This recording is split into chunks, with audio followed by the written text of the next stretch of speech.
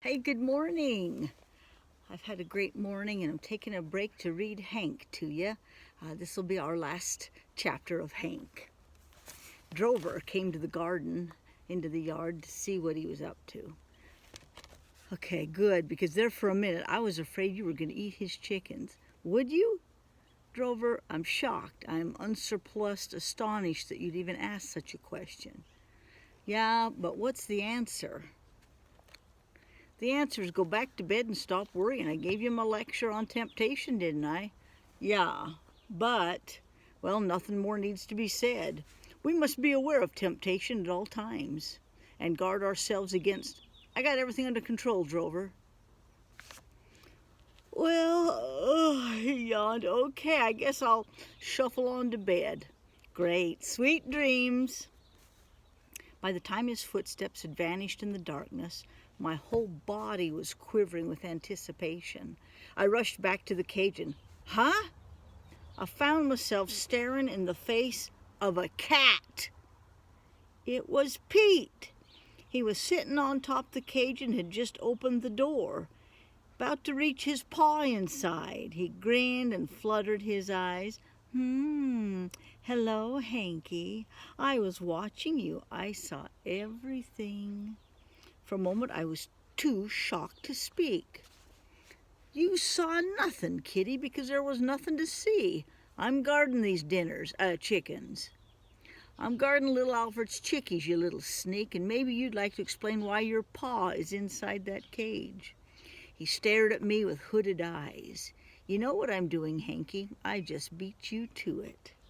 Lies, Pete, lies. I don't know what you're talking about. Sure you do. What would you say about a 50-50 split? Half for you and half for me. I mean, I'm almost inside the cage and you're not even close. Pete, I'm shocked that you would even 50-50, huh? My mind was racing. Well, I guess we might. Wait a second. Hold everything. How can you split 5 chickens in 2 equal parts? Can you? Can you divide 5 equally? Pete let out a gasp. Why, I hadn't thought of that, Hanky. You're better at math than I thought, right? And don't you ever forget it either. Well, a cunning look passed over his face. I guess one of us will get 1 and the other will get 3. Now you're talking, pal. I'll get the 3 I deserve and you'll take 2. His smile faded, and I noticed that the tip of his tail was twitching back and forth. No, Hanky, that won't work. Hey, Pete, I was here first.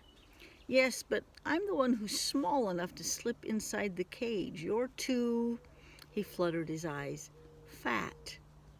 Too fat, too bad.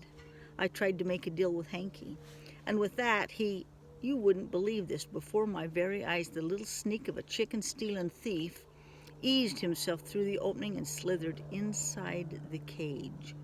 Pete, you're disgusting.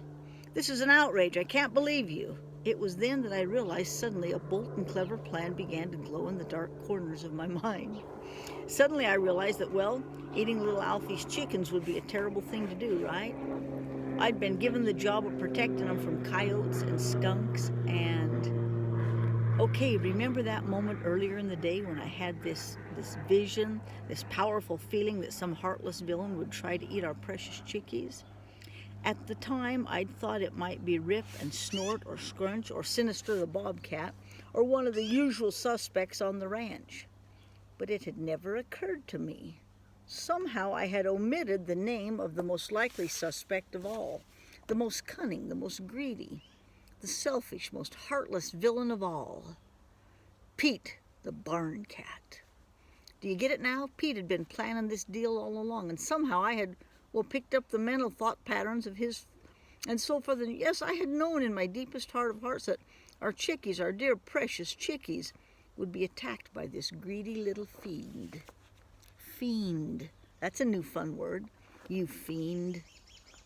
Suddenly I realized that, hey, Pete was inside the chicken coop. I sprang forward, shot out my right paw, slammed the door shut. I looked into Pete's astonished eyes. He wasn't grinning anymore. Now, Hanky, don't do anything we might regret. Maybe we could forget it, Pete. You ought to know that I never do business with creeps like you. I'm afraid your chickens have come home to roost. And with that, I went straight into an emergency barking program we called Albert the Alarm. Suddenly, the thieving, sneaking cat was flying around inside that cage, bouncing off the walls, scattering baby chicks in all directions. I barked with all my heart, and so, Albert, Albert, alarm, alarm, Albert! I have your attention, please. We have just trapped a killer cat in the chicken coop. Send all troops and angry ranch wives to the back door at once. The lights came on inside the house. I heard the murmur of voices and the sound of feet upon the floor. The light came on, and the back door flew open, and out came everybody. Alfred, Lupe, Sally Mae. Fellers, it was one of the finest moments of my career. There in the glare of the yard light, they saw the head of ranch security, pointing like a bird dog at the chicken coop, inside of which lurked the villainous, bloodthirsty cat who had attempted this awful crime. Hee hee! You should have seen Kitty Kitty!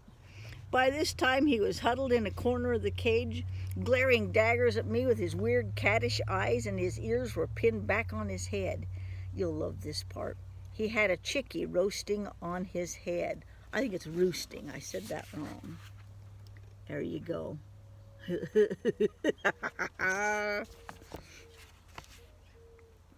Sally Mae almost fainted in shock when she saw her spoiled, pampered kitty curled up in the cage.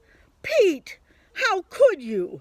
There was a throbbing moment of silence. Then little Alfred said, Hanky saved my chickens. Pete was trying to eat them.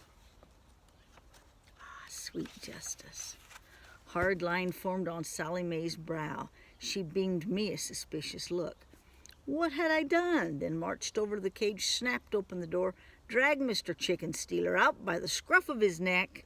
She held him up for all the world to see. Oh, I just loved it. And said, Pete, you naughty, naughty cat, the very idea. Shame on you, shame, shame, shame. Good dog, Sally Mae said. Woo, what a night. Well, it doesn't get any better than that, does it? When it doesn't get any better, it's time to shut her down, call it a day. Case closed. P.S. I never would have harmed those precious little chickies, honest, and all that stuff about chicken dinners, nothing to it. Just a little joke. No kidding. Oh, Alfie's and my chickens grew up and won blue ribbons at the county fair, and I was sure proud of those delicious chickies. That is the end of Hank and Drover, how I've enjoyed getting to know them. The writer is John Erickson. The books are numbered in case you'd like to go to the library or check them out online. I have loved reading this to you. I have got us another story for the next couple of days. All right, take care of yourselves. Stay safe. Be a solid citizen. Bye for now.